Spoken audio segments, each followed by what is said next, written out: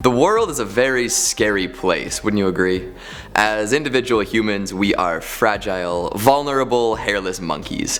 But we have ingenuity and communication on our side. By telling stories and sharing information, we can inform our fellow folks on how to avoid danger, protect families, and keep on thriving as a species. Why do you think most of our oldest stories are cautionary tales?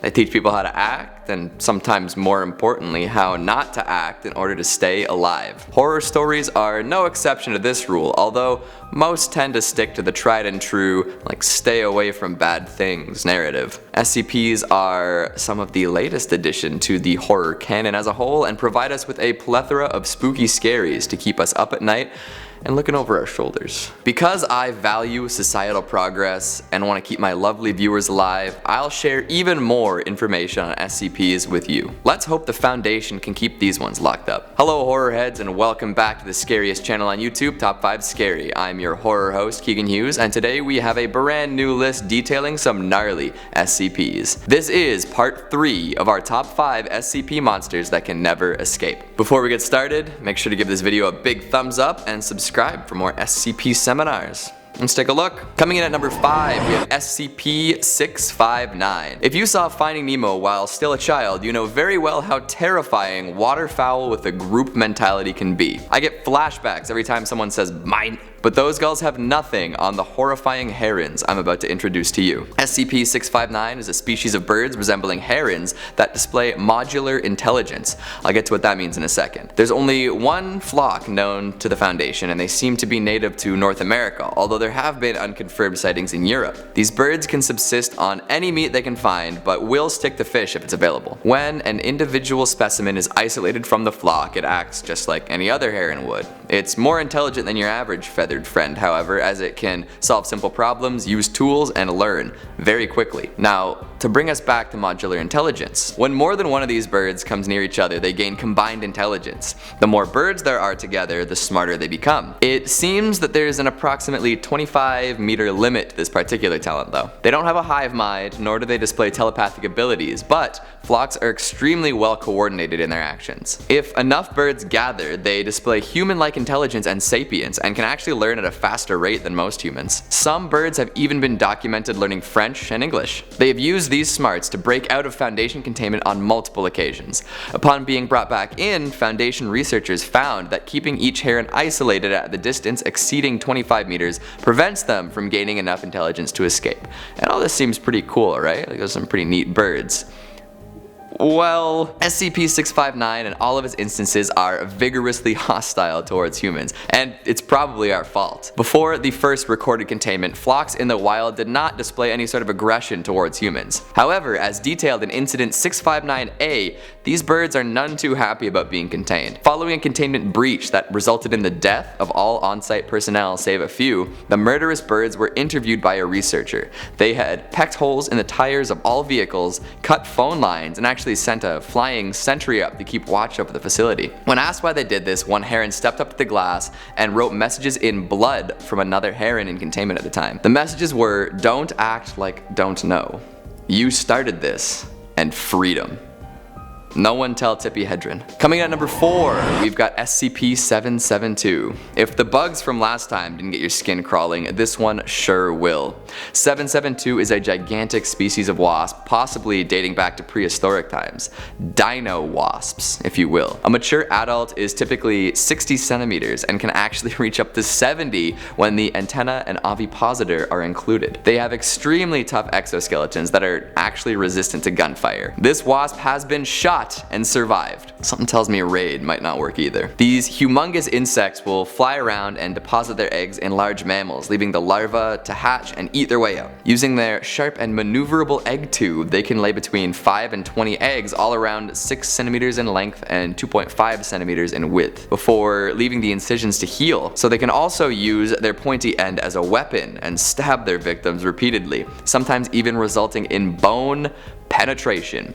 I usually prefer my bones unpenetrated, thank you very much. The eggs will then incubate for 4 to 12 days, and as they grow nearer to hatching, the stress levels in the host will go up. You know, the kind of stress that happens when baby wasps are about to hatch under your skin and eat their way out. If you go and see a doctor, it's likely that they will mistake the bugs as abscesses or tumors.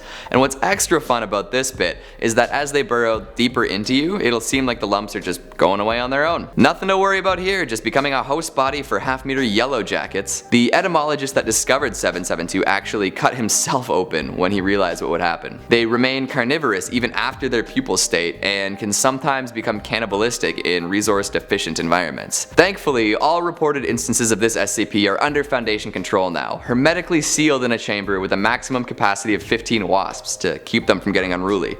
They've been known to break out of enclosures before. Hopefully, the incineration failsafe stays operational. Kill it with fire, always a good option. Coming in at number 3, we've got SCP-274. If Banksy and an SCP had a baby, this would be it. A can of spray paint with many variable colors, this SCP has the consistency of normal paint. Grossly enough, it has been discovered that the composition is actually 28% hemoglobin, 12% gastric acid, and then 60% regular paint. Once sprayed all over a wall, it will spread until it covers the entire wall and any walls attached. This usually takes the form of large and disturbing designs. Any building taken over by it will be converted into an organism that functions similarly to the species of the Anthozoa class. Common examples of this would be anemones, stony corals, and soft corals. Buildings infected by SCP-274 are predatory and will lure victims in by emitting alarming noises. Broken glass, loud coughing, painful whines, and whimpers will be heard by all passersby. Once a human enters, these noises will stop immediately. Victims are then suctioned into the building's newly formed gastrovascular cavity and often grabbed by entities known as SCP-274-2. These are humanoid figures wearing gas masks that can flatten out and take the form of graffiti.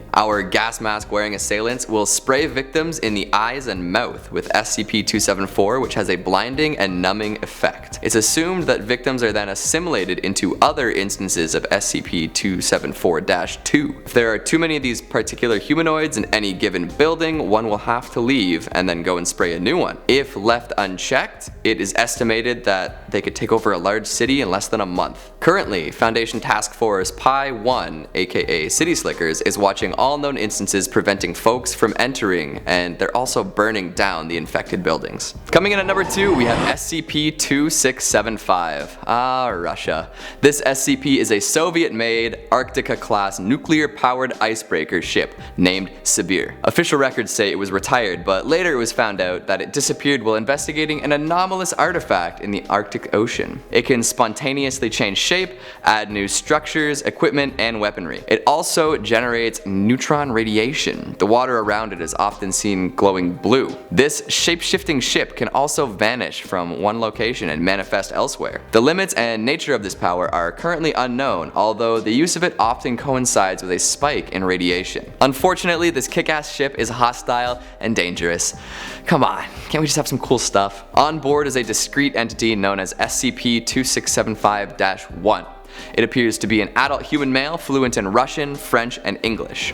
Intelligent and violent, he claims to be a herald of a previously undocumented god. In a transmission from the ship, 2675-1 announces that he sails for the God-Child, born of the atom. He and his crew are no longer life, but time and energy. Based on information from other transmissions and reports, we have a vague idea of how he and the ship came to be. At some point while investigating the anomaly in the Arctic Ocean, something must have happened in the nuclear power source aboard the Sibir. This vaporized everyone on board, but eventually they rematerialized in this kind of host entity. Think like a Dr. Manhattan at sea. Those who were and reconstructed now see nuclear power as a god-child who needs to be cradled and cared for, whose love needs to be shared with all men. So this seafaring blue ghoul wants everyone to be broken down into atoms so they can finally see the warmth and love of the atomic god-child. Love it. And finally, number 1, SCP-2521. This one is absolutely fascinating, and if you haven't heard of it already, I would highly recommend checking out the original report on the SCP Wiki. Unfortunately, I am dooming myself and all of you by speaking about it aloud. Knowledge is power, but the way that this one works means we're all screwed. Sorry. Stop listening now if you enjoy living and breathing with a grand total of 0 tentacles pulling you into an unknown zone. Okay, SCP-2521 is a humanoid entity over 2 meters in height with sticky tendrils at the end of each arm. It appears to be black or dark gray with an odd little pentagon-shaped head. It can pass through solid objects, and as such is very difficult to contain. It absolutely loves collecting information about itself, and really likes when people discuss it out loud. Any instance of written or spoken information about SCP-2521 can be sensed by it, and will promptly be collected. Yes, this includes people who know and speak about it. Where does it take this information? Nobody knows. Personally, I like the idea that it takes all of this information to some unnamed location and protects it, kinda like a dragon hoarding gold. Thankfully for the Foundation, SCP-2521 doesn't seem to understand anything done up in symbols or pictographs. Pictures, videos, signs, and graphics are all fair game too. So considering now that I've been speaking very candidly about our tentacled friend, should probably get going. Stick to symbols, folks. But of course, I can't leave without giving you guys an outro. That would be so unprofessional. Plus, I want to know if I missed any good SCPs, and also if anyone knows how to escape this gray weirdo now that I've doomed myself. So please, let me know what you think down in the comments. Speaking of comments, let's have a look at some of the more insightful things you've had to say since the last video. Metal Peasant asks, so what is the SCP above your lip? Good question. There's actually a very well written SCP style entry in the comments of our first top 5 SCP monsters that can never escape video. Shout out Watrocks. Caleb D says, dude, that shirt is F*** dope. I can only assume you're saying frickin', and thank you. Corey Aquin says, I'd let Keegan murder me. Okay, sure, but if you're dead, who's gonna help me hide the body? Rita Miller says, so that's what happened to the thermostat from room 1408. I mean, the room exploded in a fiery cacophony, or did it? I suppose we've only just begun. RJ Ehlert says, one time a friend of mine saw a treasure chest and opened it. A big tongue came out to grab him and the chest ate him. Okay, but who told you what he saw?